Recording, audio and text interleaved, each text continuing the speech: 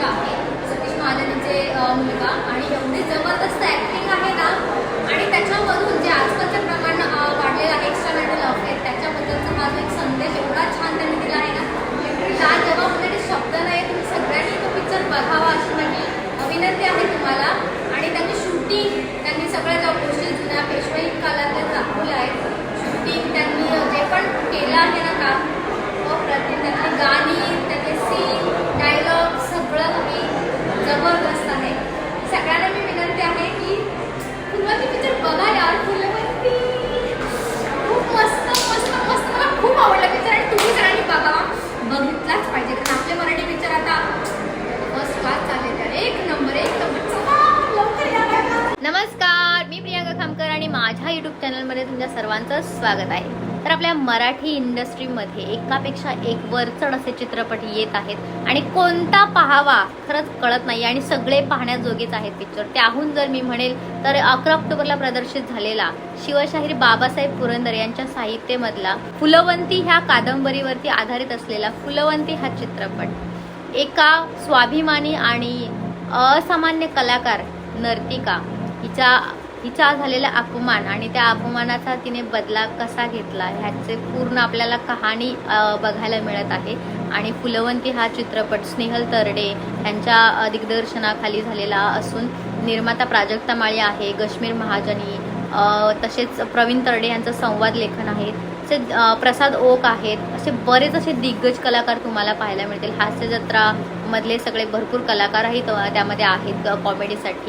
तर फुलवंती हा चित्रपट का पाहावा असं जर तुम्हाला वाटत असेल तर खरंच पेशवाईन काळातील अलौकिक म्हणजे 18व्या शतकामधील पुण्यातील सगळं काही, तो शनिवार वाडा, हे सगळं काही गोष्टी आपल्या समोर येतात. आणि खरंच मी म्हणेल की संजय लीला भन्साळी जसं बॉलिवूडमध्ये नाव आहे एक, तसंच मराठीमध्ये सुद्धा आपल्याला ते सगळा सेट वगैरे पाहून अलौकिक वैभव ते सगळं आपल्याला दिसेल, जे खरंच पेशवाईन काळामध्ये आहे. आणि सगळ्यांनीच एवढा अभिनय एवढा छान प्रकारे केला आहे ना की मी म्हणेल की माझ्याकडे शब्द नाहीत, म्हणजे शब्दातही मावणार नाही असा चित्रपट त्यांनी बनवला आहे.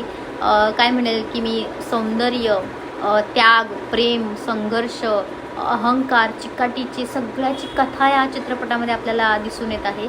एक नर्तिका जिच्या अपमानाची धारदार गोष्ट मांडलेली आहे इथे की ती कशा प्रकारे, आणि सगळ्यात जास्त मी म्हणेल तर शिवाजी महाराजांचा उद्धार ती नर्तिका जेव्हा करते, एवढा अभिमान वाटतो ना तेव्हा की खरंच की म्हणजे खूप छान. आणि असं वाटतच नाही की तो चित्रपट खरंच ह्या काळामध्ये बनवला आहे. असं वाटते सगळं काही त्यांनी जे रचलंय लाजवाब आहे. आणि तुम्ही गोष्ट जर जेव्हा पाहाल तर त्याचा जो शेवट आहे ना तो अगदी मनाला चटका लावून जातो असा शेवट तुम्ही बघाल ना. तर प्रख्यात नृत्यांगना असलेली फुलवंती हिचा अपमान एका व्यंकटेश शास्त्री, म्हणजे ते विद्वान असतात आणि अशा शास्त्र्यांकडून भर दरबारामध्ये काही शब्दांमुळे तिचा अपमान होतो. आणि त्या अपमानाचा सूड घेण्यासाठी फुलवंती पूर्ण दरबारासमोर त्या विद्वानांना पैज लावते. आणि त्या पैजेमध्ये कोण जिंकणार कोण हरणार, कारण दोघंही तेवढेच विद्वान. त्यामुळे कला की शास्त्र ह्याच्यामधला जो संघर्ष आहे ना तो आपल्याला पाहायला मिळतो. आणि खरंच त्याच्यामधल्या ज्या गोष्टी मांडलेल्या आहेत की स्नेहल तरडे त्याच्यामध्ये गश्मीर महाजनी यांच्या पत्नी दाखवल्या आहेत. तर फुलवंती तिच्या कलेमध्ये अगदी प्रगल्भ असणारी आणि त्यासोबतच तिचं सौंदर्याने पूर्ण हिंदुस्थानाला भुरळ टाकलेली असते तिने. आणि त्याच्यामध्ये कोणीतरी एक विद्वान भर दरबारामध्ये तिचा 2 शब्दांमध्ये अपमान करतो, ह्याच्यामुळे ती सुडाने पेटून उठलेली असते. आणि त्यामुळे ती भर दरबारामध्ये पैज लावते. त्या पैजेमध्ये कोण जिंकणार आणि कोण हारणार तसं सगळ्यांचे लक्ष वेधलेलं असतं. आणि खरंच कोणीही हरावं असं कोणालाच वाटत नसतं. त्याच्यामुळे खूप उत्कंठा निर्माण झालेली असते. आणि त्याच्यामध्ये जर गश्मीर महाजनीने ॲक्टिंग तर बाबा एक नंबर केलेली आहे, लाजवाब. जे मंत्रपठण आहे आणि त्यांचा जो पहिला लूक म्हणेल मी, लूक जो आहे तो अगदी पेशवाईन काळात जसे असायचे सेम तसंच अगदी वाटणारच नाही तुम्हाला की हा पिक्चर ह्या काळामधला आहे.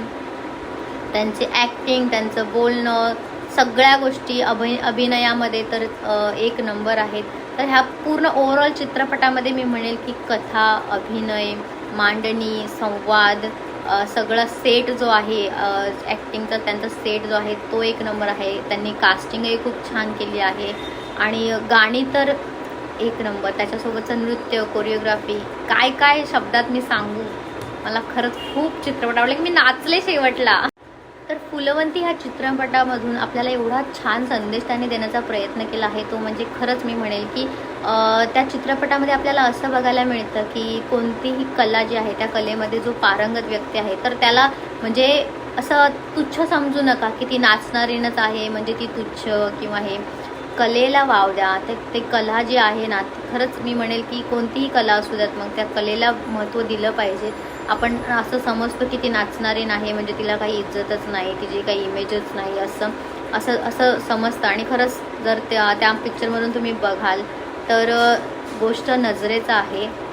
तुम्ही ज्या नजरेने बघाल त्या नजरेनेच तुम्हाला समोरची व्यक्ती दिसणार आहे. हा मेसेजही खूप सुंदर दिला आहे की नजरेने बघाल तर तुम्हाला त्या कलेमध्ये सुद्धा दुर्गाच दिसेल. हे खूप मला आवडलेली गोष्ट आहे.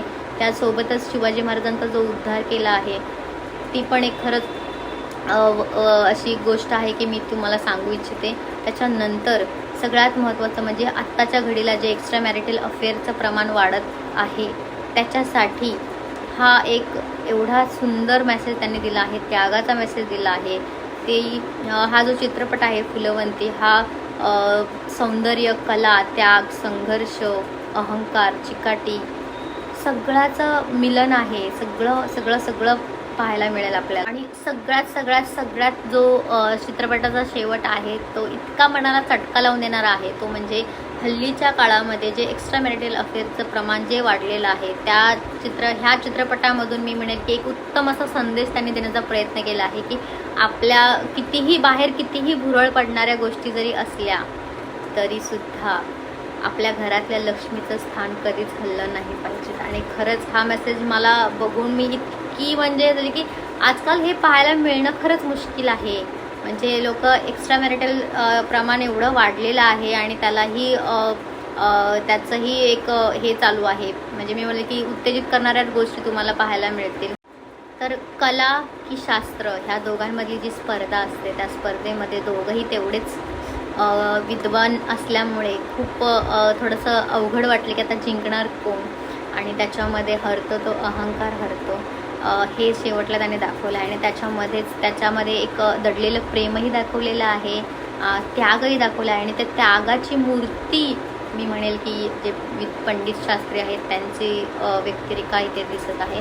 आणि खरंच अशी व्यक्तिरेखा प्रत्येक पुरुषाकडे हवी की कितीही भुरळ पडणारी गोष्ट आपल्या समोर असेल तरी आपल्या लक्ष्मीचं स्थान हलवायचं नाही, लक्ष्मीला तिचा मान द्यायचा. आणि खरंच शिकण्यासारखं आहे. मला खरंच ते खूप मी म्हणेल की चटका लावणारी गोष्ट आहे. थोडंसं विलक्षण वाटतं पण खरंच असंच असलं पाहिजे असंही वाटतं की आजकालच्या दुनियेमध्ये हा मेसेज गेलाच पाहिजे जेणेकरून कितीतरी गोष्टी ज्या विस्कटत चालल्या आहेत, कितीतरी संसार विस्कटत चालले आहेत त्याच्यामध्ये जर असा मेसेज आपल्या समाजामध्ये कोणीतरी देत असेल तर खरंच लाजवाब आहे. आणि मला ह्या मेसेजमुळे कितीतरी मला तो पिक्चर म्हणजे मला हॅट्स ऑफ आहेत. मला सगळ्यांनाच दाद द्यायची आहे, त्यांचं कौतुक करायचं आहे. करेल तेवढं कमीच आहे. मी म्हणजे माझे शब्द कमी पडत आहेत मला. तर तुम्ही सगळ्यांनी हा चित्रपट नक्की पाहावा ही माझी विनंती आहे. तर आपल्या मराठी इंडस्ट्रीमध्ये तोड पिक्चर येत आहेत त्यामुळे त्याच्यामधून तर मी म्हणेल की फुलवंती हा चित्रपट अगदी पाहण्यासारखा आहे की. आणि मला तर आता मी एकदा पाहिला आहे तरीसुद्धा मला असं वाटतं पुन्हा मला जावं असं वाटतं थिएटरमध्ये आणि पाहावं वाटतंय. पूर्ण त्याची गाणी, त्याचं नृत्य, संवाद, सादरीकरण सगळं काही इतकं सुंदर आहे ना की पाहतच राहावं वाटतं, एवढं सुंदर आहे ते. आणि तुम्ही सगळ्यांनी नक्की जायचं आहे आणि तो चित्रपट पाहायचा आहे, अनुभव घ्यायचा आहे. पेशवे कलेंचा अनुभव येईल तुम्हाला. आणि सगळं काही सादरीकरण, उत्कंठा वाढवणारी गोष्ट आहे त्या एवढे छान आहे ना. तुम्ही सगळ्यांनी जायचं आहे, चित्रपट पाहायचा आहे आणि तुमचाही फीडबॅक मला नक्की कळवायचा आहे. मला तुमच्या शब्दामधून सुद्धा ऐकायला आवडेल की तुम्हाला कसा चित्रपट वाटला. ठीक आहे, तर मला कमेंटमध्ये नक्की सांगा. लाईक करा, कमेंट करा आणि जास्तीत जास्त शेअर करा. काय फुलवंती हा चित्रपट नक्की पहा. फुलवंती फुलवंती.